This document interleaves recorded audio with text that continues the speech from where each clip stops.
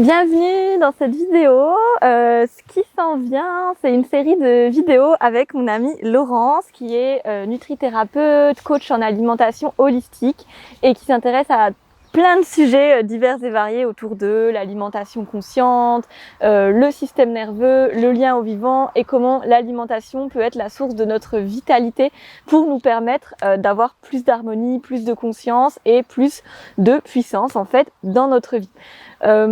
Cette série de vidéos va vraiment être comme un fil rouge, donc je vous conseille de les regarder dans l'ordre évidemment.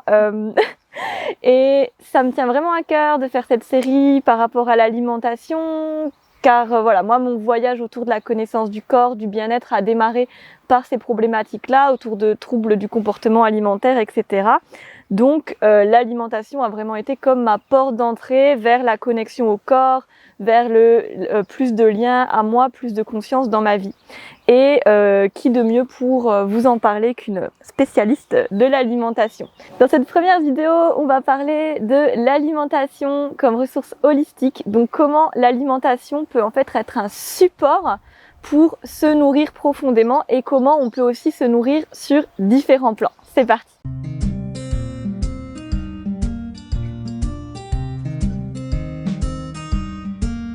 Donc bonjour Laurence, merci d'être ici, de partager tes connaissances avec la communauté, c'est vraiment super chouette. Donc j'ai vraiment beaucoup de chance parce que Laurence est en fait ma voisine et une très précieuse amie et ça fait comme 1 an qu'on parle de faire ces vidéos. Aujourd'hui est le jour, nous avons réussi. Donc Laurence, est-ce que tu peux te présenter en quelques mots qui tu es, d'où tu viens, ton parcours, qu'est-ce qui te tient à cœur maintenant, qu'est-ce que tu proposes? Ouais. D'abord, j'ai envie de te remercier, Fanette, de m'inviter à faire cette série qui, à mon avis, va être très très porteuse entre nos deux pratiques. Et quand tu t'es présenté toi, je me suis rendu compte que moi aussi, en fait, l'alimentation, ça a été une porte d'entrée vers mon corps. Et ça, c'est hyper important. Donc, pour moi, tout le rapport à l'alimentation, c'est une histoire de rapport au corps et de rapport à soi au final. Donc, j'ai cheminé sur ce chemin-là aussi. Je n'étais pas du tout nutrithérapeute il y a 20 ans. Et il y a 20 ans, j'ai juste commencé une transition alimentaire parce que je me sentais pas bien dans mon corps. Et donc, en faisant ça, je me suis passionnée pour ce que je découvrais dans les sensations de mon corps. Et donc, je me suis aussi formée et informée. Et c'est devenu une pratique en plus de ma pratique de massage quand je me suis installée comme indépendante au cabinet de massage. Mais en fait, le changement alimentaire était avant même que je devienne massothérapeute en psychocorporel. Et puis, j'ai rajouté, vu que je me suis aussi formée en alimentation vivante, en nutrithérapie, et puis tout le cheminement personnel que j'ai pu formaliser grâce à ces connaissances. Et j'ai rajouté donc formellement à ma pratique de l'accompagnement en nutrition d'abord et tout ce que j'ai appris grâce au massage, ça fait quand même 15 ans que je masse tous les jours, je l'ai intégré dans mes accompagnements en nutrition. Et c'est à partir de ce moment-là, il y a environ 5-6 ans, que j'ai parlé de nutrition holistique, parce que pour moi, tout est lié et la nourriture physique du corps physique n'est pas la seule nourriture. Génial. Et donc maintenant, qu'est-ce que tu proposes? Quelles sont les choses qui te tiennent à cœur par rapport à l'alimentation? Alors aujourd'hui même, d'abord on a co-créé avec Céline la plateforme Je Clique Naturel. On a aussi écrit un livre sur la santé intestinale à travers le bouillon d'os, qui s'appelle donc le bouillon d'or. Et aujourd'hui, j'ai intégré tout ça encore plus dans une proposition qui s'appelle les cercles d'alimentation qui relient. Finalement, dans les cercles d'alimentation qui relient, je fais converger la connexion au corps, à la nature et à la nutrition dans un format collectif. On parle de nutrition en pleine nature autour d'un feu. J'y ai participé, c'est vraiment incroyable. Donc dans tous les cas, si vous avez envie d'en savoir plus sur Laurence et de la retrouver après ces conversations, je vous mets tous les liens dans la description. Ok, donc l'alimentation comme ressource holistique, qu'est-ce que ça t'évoque? qu'est-ce que ça veut dire en fait, et peut-être que tu peux nous parler aussi des différents types de nourriture, en quoi l'alimentation physique est en fait un type de nourriture, et du coup voilà, comment se nourrir de manière holistique et que notre alimentation devienne une ressource et pas une charge, un poids, une contrainte. Voire une préoccupation. Voire une préoccupation. Alors pour moi, l'alimentation holistique ou la nutrition holistique, ça part déjà que tout est lié dans le corps et que notre être, il est autant physique, émotionnel que mental et spirituel. Donc à un moment, j'ai compris combien c'était important de lier notre 4 plans de conscience de l'être aussi en nutrition et de pas juste voir la nourriture physique du corps physique, puisque nous ne sommes pas que corps physique. Et c'est là que je disais que les apprentissages du massage m'ont énormément aidé. Et j'ai simplement inclus dans l'approche de nutrition, c'est-à-dire que même si je parle oralement de nutrition avec quelqu'un, je reviens tout le temps au corps, et pour moi, le corps est incontournable pour aller au-delà du corps.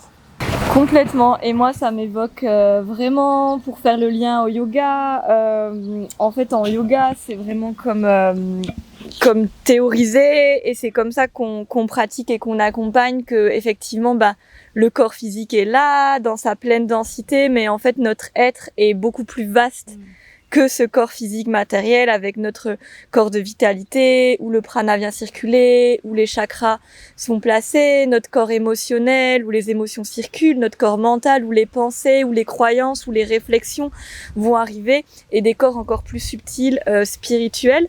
Donc quand on se place dans cette dimension où le corps physique est une partie de nous, on comprend assez vite que finalement on ne peut pas se nourrir sur l'alimentation. Exactement. On ne peut pas être pleinement nourri et être pleinement complet si notre seule nourriture est notre nourriture physique. Mais bien sûr, vu que nous sommes dans ce corps physique, dans cette incarnation terrestre, c'est évidemment quand même une très grande priorité, et l'important, et ce dont on va parler aujourd'hui, c'est comment on peut nourrir justement ces différents plans, ne pas en oublier, ne pas en délaisser, mais ne pas surinvestir non plus une des zones. Donc est-ce que peut-être tu peux nous en dire plus sur la nourriture du corps physique, à quoi ça répond comme besoin, qu'est-ce que ça nourrit en fait de manger en termes cellulaires, etc. Ouais. Merci. Déjà, l'alimentation est un levier extrêmement puissant de notre vitalité. Et donc, le corps physique, en fait, c'est quoi ? C'est toutes nos cellules. Et la nourriture des cellules, enfin les nourritures des cellules, sont l'oxygène, les macronutriments et les micronutriments. Donc, les macronutriments, lipides, protéines, glucides, c'est des termes de nutrition, mais en général on les connaît. Et les micronutriments, ce sont tout ce qui est vitamines, minéraux, antioxydants et enzymes. Et bien sûr, la dernière nourriture de la cellule, c'est l'eau, puisque 70% de la cellule est constituée d'eau. Enfin, pour les bébés, c'est 80, mais pour les adultes, c'est 70-75. Donc, si déjà on comprend comment fonctionne notre cellule et de quoi a besoin notre cellule pour générer de l'énergie, des molécules d'ATP, adénosine triphosphate, pour en fait faire ce qu'on est en train de faire, s'agiter, faire du yoga, être joyeux, entreprendre, etc., s'amuser. Voilà, ça c'est la nourriture physique du corps physique, ou les nourritures physiques du corps physique. C'est déjà le minimum vital pour bien fonctionner et avoir de l'énergie. Et évidemment, on a aussi ce que j'appelle les nourritures d'âme. Donc les autres nourritures, celles qui vont aussi nourrir les plans dont on a parlé, donc émotionnel, mental et spirituel, qui fait qu'on est dans l'entièreté de notre être, la complétude de nos 4 plans de conscience en fait. Et donc là, une nourriture mentale, ça peut être lire un super livre sur un sujet qui vous botte. Une nourriture émotionnelle, ça peut être parler à une amie de nos émotions qu'on traverse actuellement, qu'elles soient difficiles ou faciles à vivre d'ailleurs. Et une nourriture spirituelle, ça peut-être simplement aller méditer près d'un arbre qu'on aime. Enfin, on a 1000 et une formes de ces nourritures-là. mais elles ont besoin d'être en équilibre en fait, et de pas se focaliser uniquement sur celle de la nourriture physique, sinon ça ne s'équilibrera pas dans la totalité. Merci Laurence pour ces éclairages toujours passionnants. Et moi, ce que tu dis, ça m'évoque beaucoup des problématiques que je rencontre avec les personnes que j'accompagne en coaching individuel ou de groupe, etc. Que, en fait, on est beaucoup à rencontrer des problèmes avec l'alimentation, des problèmes de contrôle, des problèmes de compulsion, des problèmes de violence envers son corps, des problèmes de honte, des problèmes de culpabilité. Et en fait, ce qui me vient, c'est que comment est-ce que quand on n'est pas rempli dans les autres nourritures, dans les autres corps, comment est-ce qu'en fait l'alimentation physique va servir de palliatif? Comment en fait je vais me remplir? Je rencontre beaucoup parmi les personnes que j'accompagne, et toi j'imagine aussi le côté compulsion alimentaire, le sucre beaucoup évidemment, ne pas pouvoir s'arrêter de manger. Et ne pas savoir comment faire. Et quand on est souvent dans un moment de tristesse, dans un moment de colère, dans un moment de gêne, de préoccupation ou d'anxiété. Et en fait, c'est comment je me remplis, parce qu'en fait, juste tout mon être est en train de crier famine. Mais est-ce que je suis pas, sur quel plan suis-je affamée en fait? Donc est-ce que mes cellules, comme tu le disais, réclament de l'ATP, réclament des glucides, réclament des minéraux, ou est-ce que mon cœur réclame de l'attention, réclame de l'amour? Est-ce que mon mental réclame des stimulations, de l'émulation? Est-ce que mon être spirituel réclame un sens, réclame une vision un peu plus grande de ma vie? C'est peut-être des questions à vous poser si ce côté compulsion alimentaire et hyper investigation de l'alimentation physique est une problématique que vous rencontrez. Comment je me nourris sur différents plans? Et du coup, tu parlais des choses qu'on peut faire pour se nourrir sur justement ces différents plans, et aussi de se rendre compte que ça peut donc être positif dans le sens tiens, je vais nourrir mon corps mental avec une formation ou un livre ou une recherche pour comprendre intellectuellement parlant certaines choses, mais aussi est-ce que par exemple si je cultive des pensées négatives, des pensées de ressassement, des pensées de jugement, de désapprobation, etc. Et bien en fait c'est une nourriture aussi. Donc en fait, mais sauf que c'est une nourriture toxique. C'est comme par exemple on va manger des pesticides, c'est une nourriture toxique pour le corps physique. On va cultiver des pensées de colère, de rumination, de jugement, ça va être une nourriture toxique. Sur d'autres plans, on va être nourri par la colère, par la peur, ça va être toxique pour le corps émotionnel par exemple. Donc ça, c'est vraiment quelque chose à prendre en compte. Comment je suis nourrie ou mal nourrie sur mes différents plans? Est-ce que certains plans crient famine, et comment du coup je surinvestis d'autres plans pour peut-être pallier à ces déséquilibres? C'est des questions importantes quand on parle d'alimentation et qu'on veut mieux manger, mais peut-être qu'aussi il y a d'autres choses à rééquilibrer.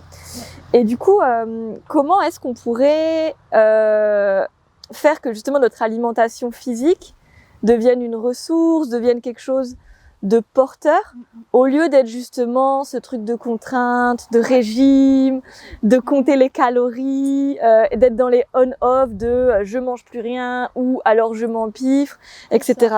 Comment est-ce que toi tu proposes aux personnes par des astuces de faire que l'alimentation devienne leur ami, leur allié? Ouais, c'est la grande question pour tout le monde, et je crois que c'est vraiment possible quand on comprend justement que le corps a des besoins physiques, physiologiques, et qu'il y a aussi d'autres plans derrière, et que si on les prend tout saucissonnés, c'est là que c'est l'échec, qu'on va être ou dans le contrôle ou dans trop de contraintes, on perd le plaisir, on commence à être déprimé, c'est tous les sans, sans lactose, sans gluten, sans œufs, sans beurre, sans je sais pas quoi, sans plaisir. Moi, je suis pas dans cette approche-là. C'est vrai que mon approche de la nutrition, pour garder en vue la vision méta de cet équilibre des 4 plans dont on a parlé, physique, émotionnel, mental et spirituel, fait que l'alimentation physique du corps physique n'est que un puissant levier. Et donc, elle est ressource dans le sens où on ne perd pas de vue le reste et qu'on comprend comment fonctionne le corps. Donc, pour moi, dans chaque accompagnement individuel ou collectif que je peux faire à propos de la nutrition, je passe pas mal de temps finalement à expliquer comment ça marche dans le corps, comment ça marche un pic de glycémie, qu'est-ce qui fait notre foie, comment il fabrique du glucose pour notre cerveau qui est un des plus grands consommateurs de glucose dans le corps, comment marche le pancréas, donc en fait comprendre son corps, c'est ça aussi, avoir l'alimentation comme ressource. Et quand tu as compris que la cellule, elle se nourrit des choses que j'ai dit tout à l'heure, et aussi donc du mouvement, hein, l'oxygène, c'est pour ça qu'on dit faites du sport, c'est pas faire du sport en fait, c'est oxygénez-vous qu'il faudrait dire. Hein. Donc l'oxygène est un élément essentiel de la cellule. Quand on a compris que tout ça, ça se met dans nos petites cellules et qu'on en a des milliards dans le corps, bah en fait on comprend beaucoup mieux comment être au service de ça. Mais pas que. Du coup, si on a des manques, on fait un peu l'état des lieux à l'intérieur. Ok, au niveau physique, ça fait des années que j'essaye de bien manger. Je mange bien, mais peut-être pas du tout ce qu'il te faut. Au niveau émotionnel, je vois bien que je fais des montagnes russes. Bon, là, qu'est-ce que j'ai comme gestion de stress? Au niveau mental, en fait, je me fais chier au boulot. Je me sens pas stimulée. Peut-être que là où il y a un truc qui pourrait remonter. Au niveau spirituel, je suis à fond. Ça pourrait. Donc là, c'est peut-être trop. Et puis, on voit qu'il y a des endroits. Alors, moi, c'est un peu ça que je fais. D'abord, je propose de faire le bilan un peu de ces 4 plans. Et donc, d'équilibrer. Moi, j'ai un grand mot, c'est l'équilibre. Tout le temps, l'équilibre. Et donc, quand j'accompagne quelqu'un de façon holistique, c'est ça, en fait. Ça va être voir où sont les déséquilibres. Alors, il y a des déséquilibres physiologiques, organiques, physiques, donc, dans le corps. Mais il peut y avoir, quand j'écoute la personne, je sens qu'elle vit un stress de fou depuis des années, pour 1001 raisons. À la rigueur, on s'en fout. Hein, elle a aucune passion, ou qu'en tout cas, elle ne les développe pas. Que spirituellement, il y a rien en fait, il y a que ce qu'elle voit et tu vois, enfin, je donne des exemples pas peut-être extrêmes parce que moi j'accompagne des gens qui sont parfois en détresse quand même. Donc l'équilibre de ces 4 plans, c'est essentiel en fait. Et là, la nourriture devient plus le centre de tout et jusqu'à développer de l'orthorexie. Hein, l'orthorexie, c'est quelque chose que moi, j'en témoigne beaucoup. Ça devient trop rigide. Je veux trop bien faire. Mais non, lâcher. Alors, avec moi, en général, on reste absolument dans le plaisir. Donc ça, c'est hyper important. C'est rester dans le plaisir. La douceur. Donc, désactiver les schémas de violence envers soi-même pour activer les schémas de douceur. Le plaisir, la douceur et l'équilibre. Avec ça, et apprendre comment le corps fonctionne. Avec ça, la nourriture devient une ressource, un puissant levier. Vraiment.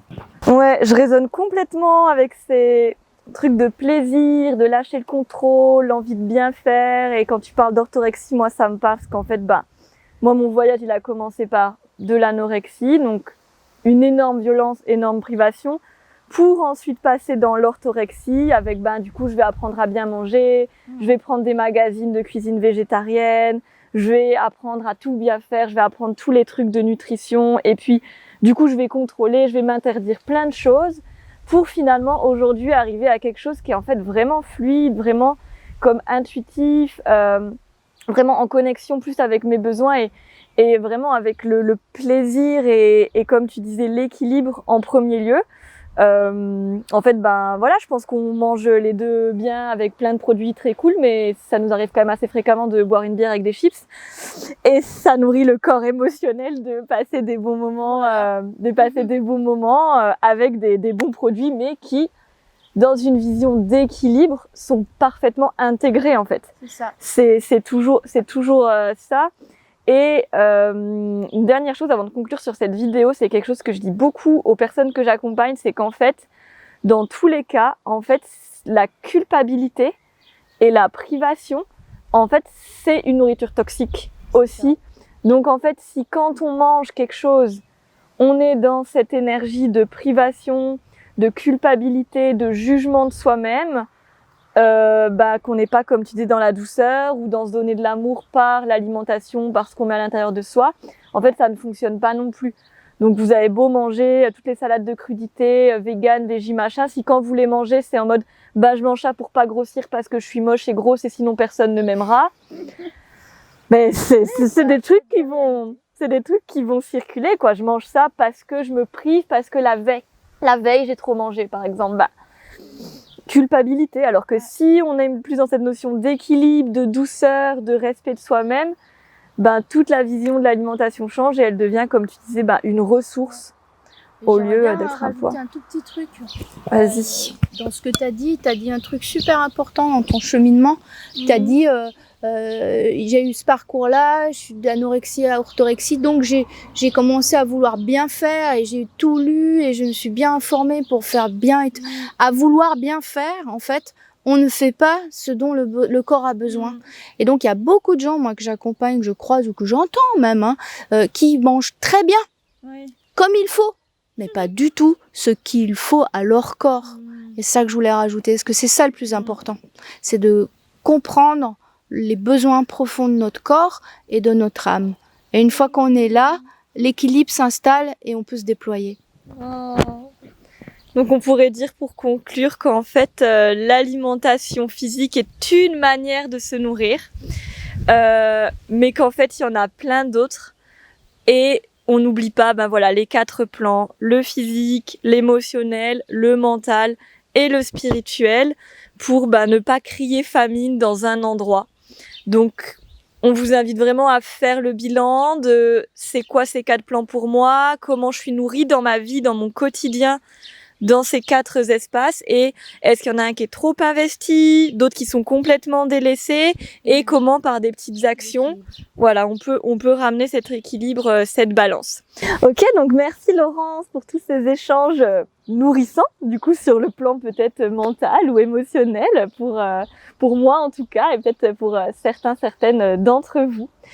Si cette vidéo vous a plu, pour soutenir notre travail, pour soutenir notre partage et surtout pour faire diffuser ces messages qui sont, je dirais, vraiment importants et très essentiels à une humanité plus dans le bien-être, plus dans l'équilibre et l'harmonie, on va liker la vidéo. Tu peux commenter, partager aux amis, aux collègues, à la famille qui auraient besoin d'entendre ces messages et d'être plus nourris sur les différents plans, qui peut-être se posent des questions par rapport à l'alimentation. Et on se retrouve dans la 2e vidéo de cette série qui va explorer l'alimentation et le lien aux saisons, à l'environnement et à la terre pour une conscience un petit peu plus générale de ce qui nous nourrit. À tout de suite.